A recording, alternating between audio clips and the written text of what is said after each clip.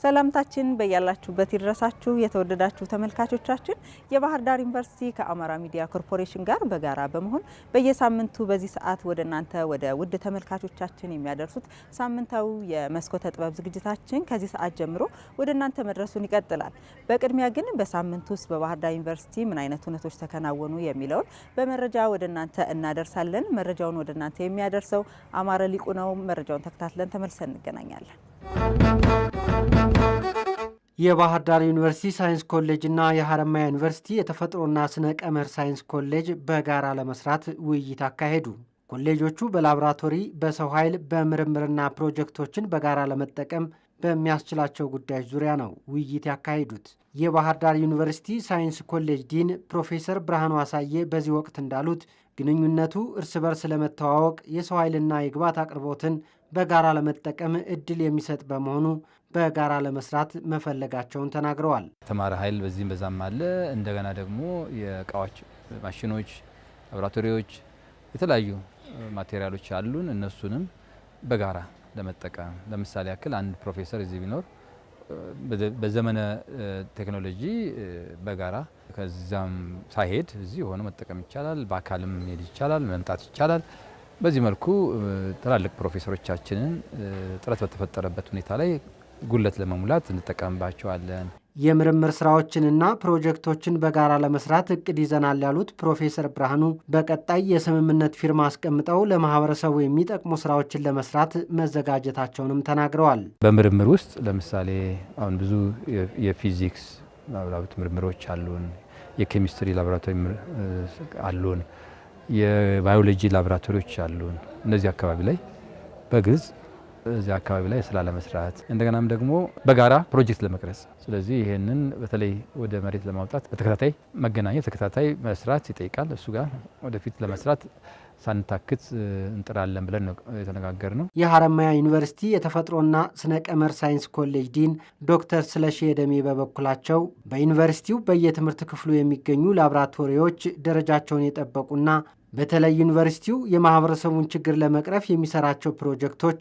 ልምድ የሚወሰድባቸው መሆናቸውን አንስተዋል። በየትምህርት ክፍሉ ያሉት የላቦራቶሪ መሳሪያዎች በጣም ደረጃቸውን የጠበቁ መሳሪያዎች እንዳሉ ለመረዳት ችለናል። ከኮሚኒቲው ጋር የተያያዘው በጣም የሚመስጡ ስራዎች አሉ። በተለይ ደግሞ የዋሸራ ምርምር ማዕከሉ በጣም ብዙ ጠቃሚ ነገሮች ያየንበት ነው።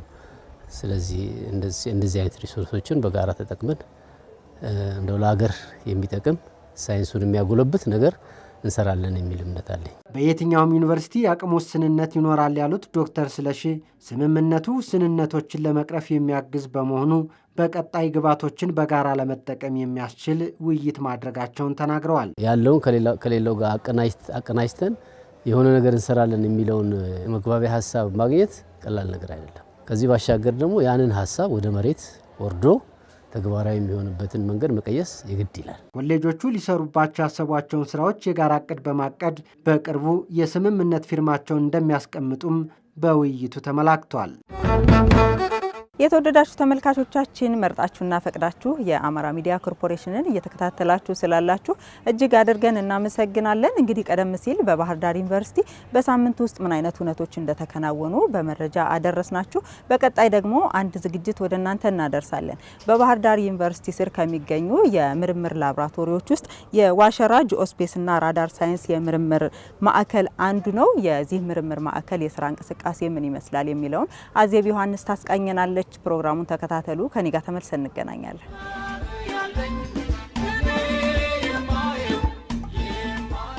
በባህር ዳር ዩኒቨርሲቲ የመማር ማስተማር የምርምርና የማህበረሰብ አሳታፊነት ስራዎችን የሚያሳልጡ እንዲሁም ዩኒቨርሲቲውን ከፍ የሚያደርጉ ስራዎች የሚሰራባቸው በተመረጡ ዘርፎች የምርምር ማዕከላት ተቋቁመዋል። ከነዚህ ውስጥም አንዱን በዛሬው ዝግጅታችን በወፍ በረር የምናስቃኛችሁ የባህር ዳር ዩኒቨርሲቲ የዋሸራ ጂኦስፔስና ራዳር ሳይንስ የምርምር ማዕከል ነው።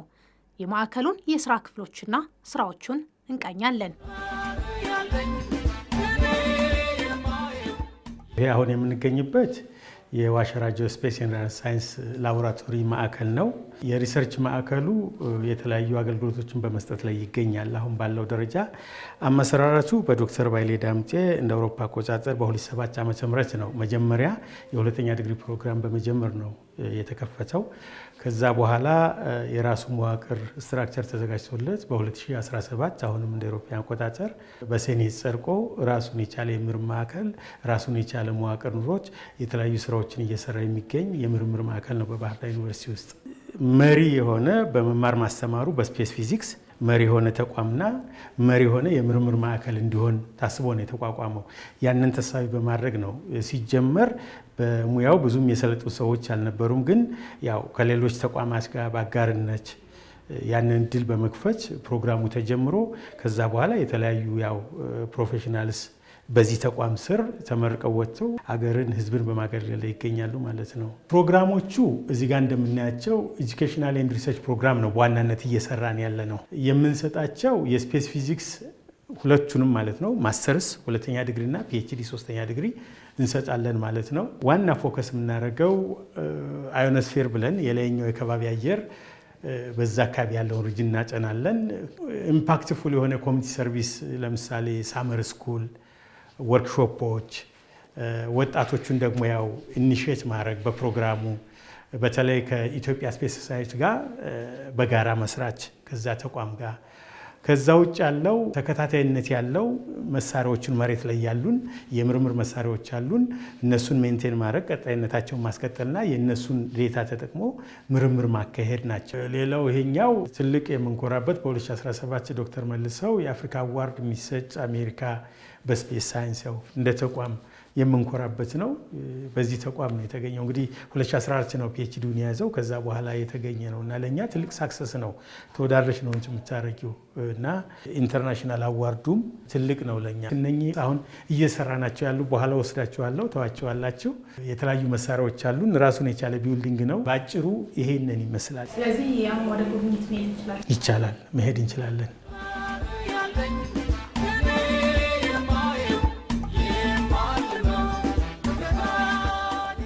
እዚህ እንደምታዩቸው እዚህ አካባቢ ያሉት የዋሸራ ጂኦስፔስ ኤንድ ራዳር ሳይንስ ላቦራቶሪ የምርምር መሳሪያዎች ናቸው።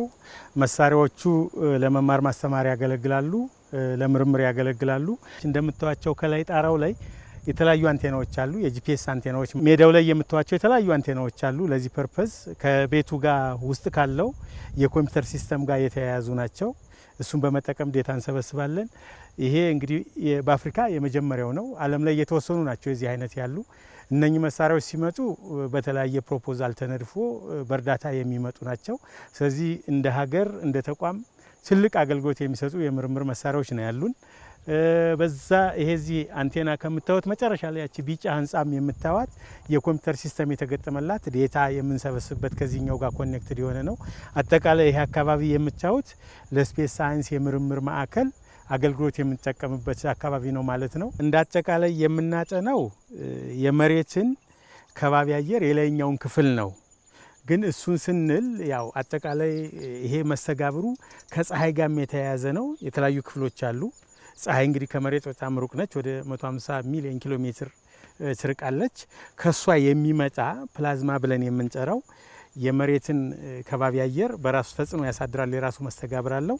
እሱን የምናጠናበት ነው። ወደ መሬቱ ሳይሆን የመሬት የራሷ የተፈጥሮ የማግኔቲክ ፊልድ አላት፣ ማግኔቲክ ኔቸር አላት ጸባይ። ስለዚህ እሱ የፀሐይና የመሬት መስተጋብር በጋራ የሆነ እንትን ሲፈጥሩ ኮኔክሽን ሲፈጥሩ የመቃየር ባህሪ ያሳያል። እሱ በተለይ በቴክኖሎጂ የኤሌክትሪክ ሲስተም ላይ ኔትወርክ እንዲሆኑ በእኛ አጠራር ጂኦ ኢንዱስድ ከረንትስ ብለን እንጠራዋለን። ልክ የምታያቸው ትልቅ ፖሎች አሉ። እነዛ የምታያቸው ትልቅ ኬቢ ያላቸው እነሱ ላይ ተጽዕኖ ይደርሳል። እሱን ስታጠኝ የመሬትን ማግኔት ፊልድ ታጠኛለች፣ መስኩን ማለት። ከዛ ውጭ ያለው አብዛኛው የኛ ከ60 ኪሎ ሜትር እስከ ምናልባት ዲፕ ስፔስ የሚሄደውን ነው የምናጠነው። ያ ማለት አብዛኛው ኮሚኒኬሽንን፣ ናቪጌሽንን፣ ሪሞት ሴንሲንግ ብለን የምንጠራውን ተጽዕኖ የሚያሳድር ነው። ስለዚህ አሁን እንደምናውቀው የሰው ልጅ ሞደርን ሶሳይቲ የሚባለው በተለይ በአሁኑ ሰዓት የቴክኖሎጂ ጥገኛ ነው። ያ ቴክኖሎጂ ደግሞ ምናልባት ከመሬት ከባቢ አየር ውጭ ያሉ ሳተላይቶች ሊሆኑ ይችላሉ ለአገልግሎት የሚውሉት። ስለዚህ እነኛን ለመጠቀም የግድ ሳይንሱን ማወቅ ያስፈልጋል። የዛ ጥገኛ ስለሆን ምናልባት ኤቲኤም ማሽን መጠቀም ሊሆን ይችላል፣ ኔትወርክ መጠቀም ሊሆን ይችላል። የተፈጥሮ አደጋ ቢመጣ መሬት ላይ ያለ ተቋም አደጋ ቢደርስበት ከሳተላይት የሚገኝን ተጠቅሞ ለሰው ልጅ አስፈላጊውን እገዛ ማድረግ ይቻላል ማለት ነው።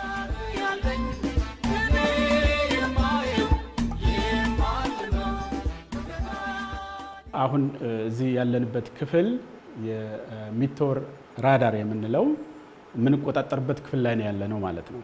ስለዚህ በዚሁ ምርምር ማዕከል ውስጥ 2 ራዳሮች አሉ። አንዱ ይሄ ያለንበት ክፍል የሚቶር ራዳር መቆጣጠሪያ ክፍል ነው። ሁለተኛው ደግሞ ኮረንት ባክስካተር ራዳር የምንለው እዛ ጋር የምታዩት አለ ማለት ነው። ስለዚህ የእነዚህን መሳሪያዎች ዳታ በመጠቀም ምርምር እናካሄዳለን። ተማሪዎቹ የፒኤችዲያቸውን ወይም የማስተራቸውን ጥናት እንዲያካሂዱ እናደርጋለን ማለት ነው። የሚቶር ራዳር ዳታ በመጠቀም ምን አይነት ምርምር እናካሄዳለን ቢባል ለምሳሌ ከዚህ ከመሬት ተነስተን 50 ኪሎ ሜትር እስከ 120 ኪሎ ሜትር ባለው ውስጥ የነፋስ ፍጥነት ማወቅ ብንፈልግ ይህንን መሳሪያ ወይም ይህንን ራዳር መጠቀም እንችላለን ማለት ነው። ስለዚህ ያንን የነፋስ ፍጥነት በመመዝገብ ይህ የነፋስ ፍጥነት አየር ላይ ባሉ አካላት ላይ የሚያሳድረውን ተጽዕኖ ከቦታ ቦታ እንዲቀያየሩ ከጊዜ ጊዜ እንዲቀያየሩ የሚያደርገውን ሁኔታ ማጥናት እንችላለን ማለት ነው። ምክንያቱም እነዛ ከዚህ ከ50 እስከ 100 ወይም እስከ 500 ኪሎ ሜትር ባለው ውስጥ ያሉ ቅንጣት አካላት ቴክኖሎጂያችንን ያደናቅፋሉ። ለምሳሌ ጂፒኤስ የምንለውን መሳሪያ ሊያደናቅፉ ይችላሉ ማለት ነው። ስለዚህ የነዛን አካላት በጊዜ በቦታ መቀያየር ካጠናን የሚያሳድሩትን ተጽዕኖ እንዲቀንሱ ማድረግ እንችላለን ማለት ነው። ሁለተኛው ያ ኮረንት ባክስካተር ራዳር የምንለው ከዚህ 100 ኪሎ ሜትር ጀምሮ እስከ 1000 ኪሎ ሜትር ባለው ውስጥ ቅንጣት አካላት አሉ። ቅንጣት አካላት የምንላቸው ኤሌክትሮንስ፣ ፖዚቲቭ አየን የምንላቸው ማለት ነው። እነዚህ በጊዜ በቦታ ቁጥራቸው ይቀያየራል። ስለዚህ የእነዚህን ቅንጣት አካላት በጊዜና በቦታ መቀያየር ይህ መሳሪያ እንድንመዘግብ ያስችለናል ማለት ነው። ከዚህ የመዘገብነውን ዳታ ወስደን እኛ አናላይዝ እናደርግና የነዛ ቅንጣት አካላት ባህሪ ምን እንደሆነ መናገር እንችላለን።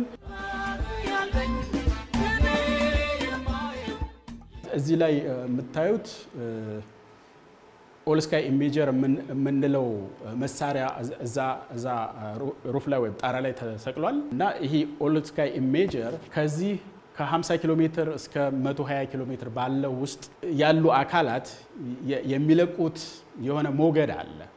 ያንን ሞገድ በመጠቀም ፎቶ ነው የሚያነሳው ማለት ነው።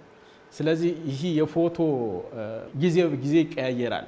ያንን የሚቀያየረውን ነገር በማየት እዛ አካባቢ ላይ ምን አይነት ሁኔታዎች እየተከናወኑ ነው የሚለውን ለማጥናት ያስችለናል ማለት ነው። ሁለቶቹ ደግሞ ከዚህ 250 ኪሎ ሜትር ከዚህ ወደ ላይ ማለት ነው በአናታችን ትክክል ወደ ላይ ብንሄድ 250 ኪሎ ሜትር አካባቢ ያሉት ቅንጣት አካላት የሚለቁትን ሞገድ ተቀብሎ እዛው አካባቢ ያለን ፎቶ መውሰድ ይችላል ማለት ነው።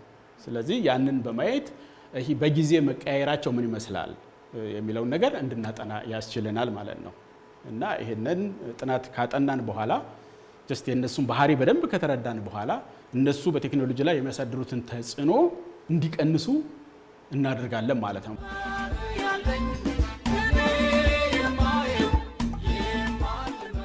እኔ በዚህ የምርምር ማዕከል ውስጥ ካሉ የምርምር መሳሪያዎች ውስጥ የምሰራበት መሳሪያ ነው ይሄኛው መሳሪያ።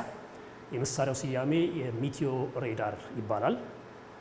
ስለዚህ በባህሪው ራዳር የሚባለው አይነት የመሳሪያ አይነት ነው ማለት ነው።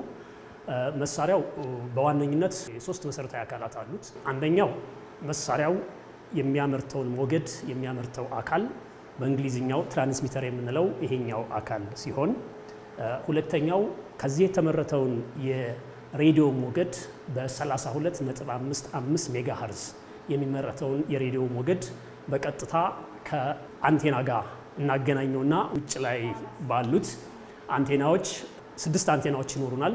አንደኛው አንቴና በቀጥታ ከዚህ የተመረተውን ሬዲዮ ሞገድ ይቀበልና ወደ ከባቢ አየር የሚረቅልን አንቴና ሲሆን እሱ ትራንስሚተር አንቴና የምንለው ነው። ወደ ላይ የተለቀቀውን ሞገድ ከባቢ አየር ጋር ደርሶ ሲመለስ የሚቀበሉ ደግሞ ሪሲቨር አንቴና የምንላቸው 5 አንቴናዎች አሉን። እነዚህ 5 አንቴናዎች ይህን ሞገድ ተመልሶ የመጣውን ሞገድ ከተቀበሉ በኋላ መልሰው የመጣውን ሞገድ የሚመጣው ሞገድ በእኛ በፊዚክሱ አናሎግ የምንለው አይነት ሲግናል ስለሆነ ዲጂታይዝ መደረግ ስላለበት ወደ ዲጂታል መቀየር ስላለበት መልሰው ይህን ስራ ሊሰራ ወደሚችለው የመሳሪያ አካል በኬብል አያይዘን ይመጣሉ ማለት ነው። ስለዚህ ሁለተኛው በዚህ በኩል የምናየው አካል የመሳሪያው አካል የዳታ አኩዚሽን ወይም ሪሲቨርስ ዩኒት የምንላቸው ናቸው። ስለዚህ ይቀበላል። የተቀበለውን ሞገድ ከአናሎግ ከምንለው የሲግናል ወይም የሞገድ አይነት ወደ ዲጂታል ይቀየራል። ከተቀየረ በኋላ ደግሞ ዩዜብል ወደሚሆን ወይም ለምርምር ወደሚመች ዳታ የሚቀይሩት የመሳሪያው አካሎች በአንድ ኮምፓርትመንት ላይ እንደዚህ እንደምታዩቸው ተደርድረው ያሉ ናቸው። የመጨረሻውን የምርምር ስራ ውጤት ሳይሆን ለዛ የሚሆን ግብዓት የሚሆነውን መረጃ ጥራቱን፣ ቀጣይነቱን የምንቆጣጠርባቸው ኮምፒውተር እዚህ ጋር አለን፣ ዲስፕሌዎቹ አሉ እዚህ ጋር። በዚህ መሰረት መሳሪያው ተላከውን ሞገድ በመቀበል ወደሚቀጥለው አስፈላጊ ወደሆነ የምርምር ውጤት ለመድረስ የሚያስችለውን መረጃ ያመርታል ማለት ነው።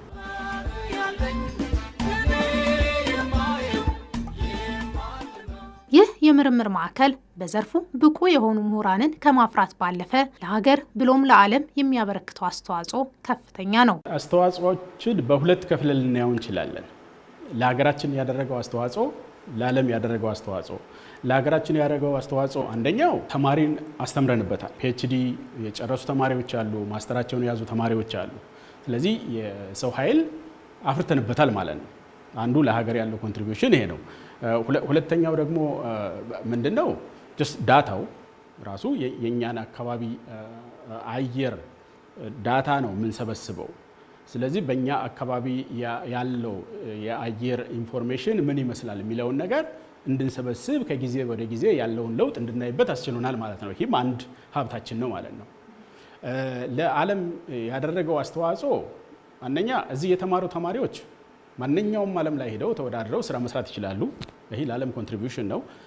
ሁለተኛው ለዓለም ኮንትሪቢዩሽን ደግሞ እዚህ ላቦራቶሪ ውስጥ የተሰበሰበውን ዳታ በመጠቀም በተለያየ ቦታ ላይ ባሉ ሀገራት ጆርናሎች ልከን ህትመት አሳትመናል። ስለዚህ ያንን ህትመት በመጠቀም ወደ ተግባር የሚቀይሩ አካላት አሉ። ስለዚህ ከዚህ ላቦራቶሪ የተገኘው ዳታ ታትሞ የሆነ አዲስ እውቀት አስገኝቷል ማለት ነው። ከታተመ አዲስ እውቀት አምጥቷል ማለት ነው። ይህን አዲስ እውቀት ዓለም አግኝቷል ማለት ነው።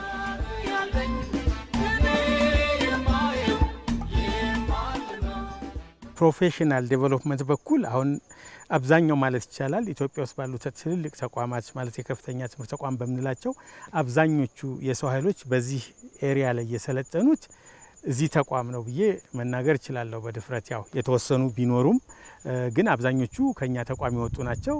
ይሄ እንደ ሀገር ትልቅ አስተዋጽኦ ነው።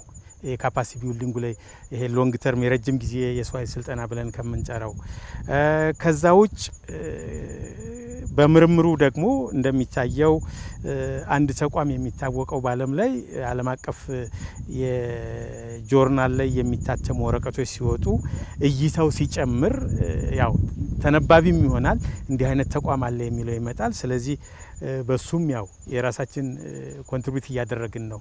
ሶስተኛው ማህበረሰብ ተሳትፎ ላይ አተኩሮ በመስራት ለተማሪዎች ታች ላሉ በሃይስኩል ደረጃ በጁኒየር ለነሱ ግንዛቤ በመፍጠር ወደ መስኩ እንዲመጡ በዓለም ተወዳዳሪ እንዲሆኑ ከዛ ውጭ በጋራ ኪ ፓርትነርስ ብለን ከምንጠራቸው የውጭ ተቋማት ጋር በቀጥታ የሚሆን በተዘዋዋሪ አንዳንዴ እኛ ሀገር የማናገኛቸው መሳሪያዎች አሉ። አሁን እነኚህ በፕሮጀክት የመጡ ናቸው። እነኚህን የምታገኛቸው ከውጭ ተቋማት ጋር አብሮ በመስራት ነው። በቀላሉ ማለት የመንግስትን በጀት ኢንቨስት ላድርግ ቢል እነኚህ ትልቅ ወጪ ይጠይቃሉና በእርዳታ የሚገኙ ናቸው። ይህንን ለማግኘት ከሰዎች ጋር መስራት ያስፈልጋል እንደ ተቋም። ስለዚህ እነኚህን ታሳቢ አድርገን እየሰራን ነው ያለ። እንዲህ አይነት የምርምር ማዕከላት መኖራቸው በተለይም ለተማሪዎችና ለተመራማሪዎች ጠቀሜታው የላቀ ነው። በተለይ ጠቀሜታቸውን ከተማሪዎች አንጻር በምንመለከትበት ጊዜ አንደኛው በተለይ በዚህ ሃርድ ሳይንስ በሚባሉት የትምህርት ዘርፎች ከሀገር ውስጥ ወጥቶ ለመማር አንደኛ ስኮላርሺፑ አክሰሱ ሊሚትድ ነው፣ እሱ አለ። ሁለተኛ እንደ ሀገርም እውነት ለመናገር እንደዚህ አይነት መሳሪያዎች ላይ ውጭ ላይ ሄዶ መስራት ለሀገር የመረጃ ክምችት የለም፣ አትፈጥርም። አንድ የፒኤችዲ ተማሪ ውጭ ወጥቶ ሰርቶ ሊመለስ ይችላል። የሰራበትን መረጃ ግን እንደ ሀገር ማግኘት አይቻልም። ከወረቀት ከፐብሊኬሽን ያለፈ ሆኖ አይገኝም። ስለዚህ አንደኛው ጠቀሜታው ምንድን ነው? ኢዝሊ ተማሪዎች ባለው አትሞስፌር የሀገራቸውን አትሞስፌር ከቤተሰብ ጋር ሆነው ትምህርታቸውን መማር የሚያስችል አትሞስፌር ይፈጥራል። ይህ ደግሞ በተማሪው ጋር ከፍተኛ የሆነ መረጋጋት ይፈጥርለታል። ሁለተኛው እንደዚህ አይነት መሳሪያዎች ሊገኙባቸው የሚችሉት ዩኒቨርሲቲዎች ውስን ከመሆናቸው አንጻር ውጣ ውረዱ በጣም ከፍተኛ ነው። ያን ውጣ ውረድ ይቀንስለታል። ሶስተኛው እንደ ሀገርም ስንመለከተው ይሄ መረጃ አንድ ተማሪ ብቻ ተምሮበት የሚያቆይ አይደለም። አርካይቭ የምንለው አለ። ያ ማለት የመረጃ ክምችት ይፈጠራል። ስለዚህ ሀገር እንደ ሀገር የራሷ የሆነ የምርምር መረጃ ክምችት መፍጠር የሚያስችል አቅም እንዲኖራት ለቀጣይ ምርምር ቀጣይ የሚመጣውም ትውልድ የሚመራመርበት የሳይንስ መረጃ ቋት አለ ነው። ብዙ ጊዜ በእንደዚህ አይነት የሳይንስ ዘርፎች ላይ የመረጃ ቋት ሀገሪቱ ኦልሞስት የላትም ማለት ይቻላል። ሁሉም ብዙዎቹ ከሳተላይት የሚወርዱ ከሌላ ዩኒቨርሲቲ ወደ ውጭ ተወጥቶ ፒኤችዲ ተሰርቶ የሚመለስባቸው እንጂ እንደ ሀገር በቀጣይነት ምርምር ለማድረግ የሚያስችል የመረጃ ቋት የምርምር መረጃ ቋት የለም። ስለዚህ አንደኛው ጠቀሜታው ተማሪውም ተመልሶ በቀጣይ ከምረቃ በኋላ የምርምር ስራ ማስቀጠል ቢፈለግ እንደዚህ አይነት የመረጃ ቋቶች መኖራቸው ተማሪው ትምህርቱን ጨርሶ የሚቀመጥበት ሳይሆን ቀጣይነት ያለው የምርምር ስራ ለማስቻል ምቹ የሆነ ሁኔታን ይፈጥርለታል ማለት ነው። የቀጣይ የምርምር ማዕከሉ ራዕይ በመማር ማስተማር በምርምርና በማህበረሰብ ስራዎች ከፍ ብሎ በመገኘት በምስራቅ አፍሪካ ተወዳዳሪ አገልግሎት መስጠት ነው።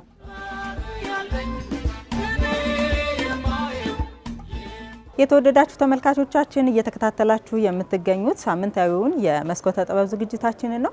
በቀጣይ ደግሞ ከመደርደሪያው ዝግጅታችን ወደ እናንተ የሚደርስ ነው የሚሆነው። እንግዲህ በዚህ ዝግጅት ከአንድ መምህርና ተመራማሪ ጋር ቆይታ ተደርጓል። ከመደርደሪያው ይቀጥላል። አሁንም አብራችሁን ቆዩ።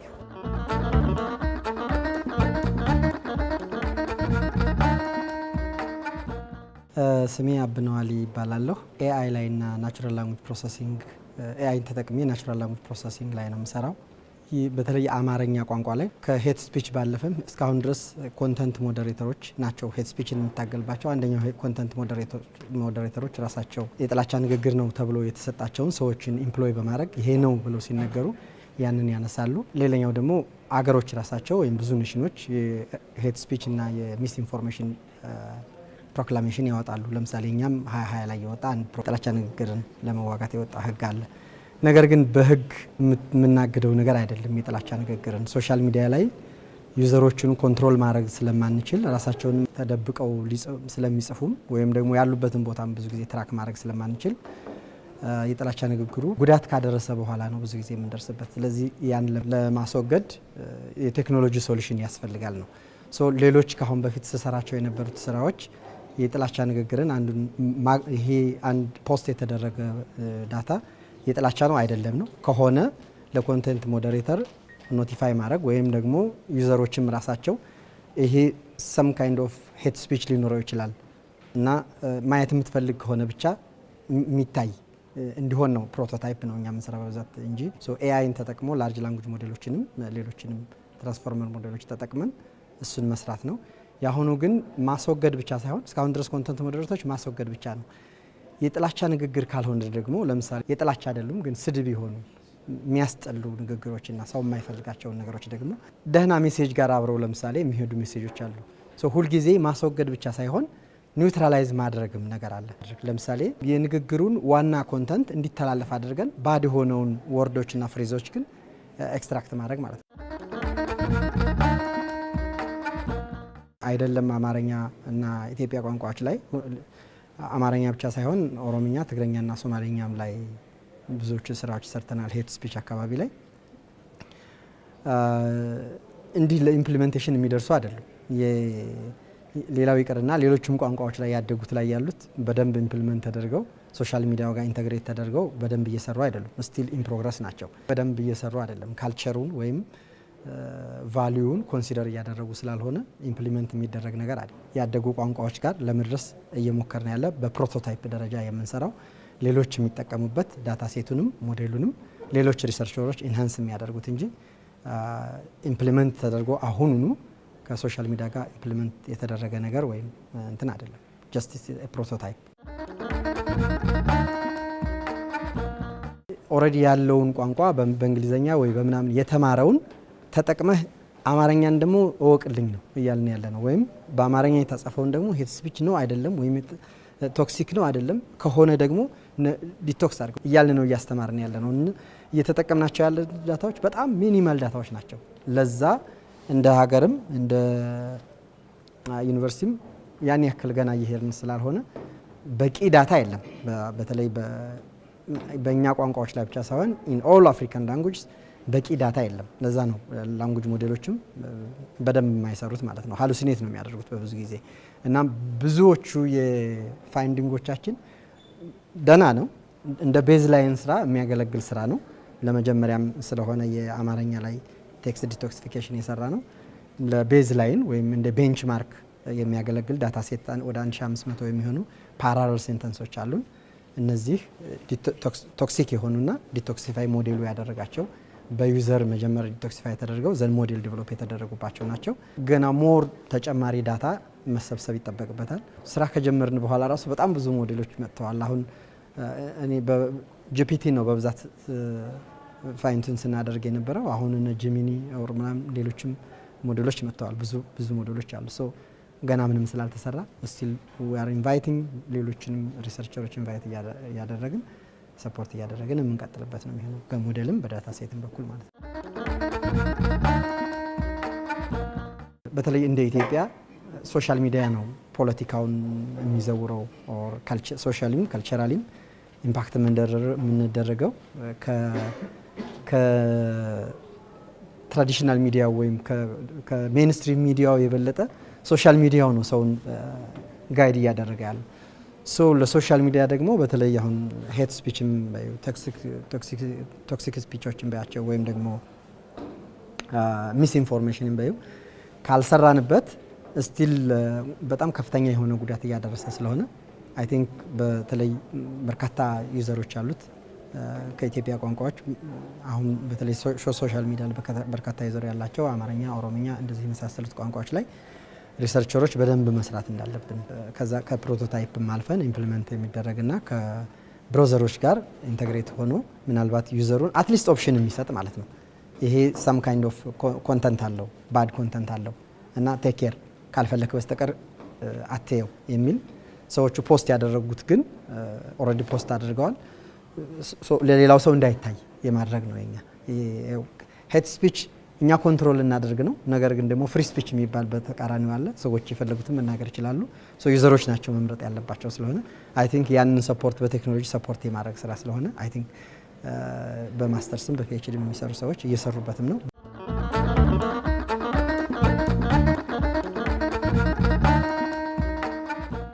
የባህር ዳር ዩኒቨርሲቲ ከአማራ ሚዲያ ኮርፖሬሽን ጋር በመተባበር በየሳምንቱ በዚህ ሰዓት ወደ እናንተ የሚያደርሱት የመስኮተ ጥበብ ዝግጅታችን የዛሬው እስካሁን የተከታተላችሁትን ይመስል ነበረ።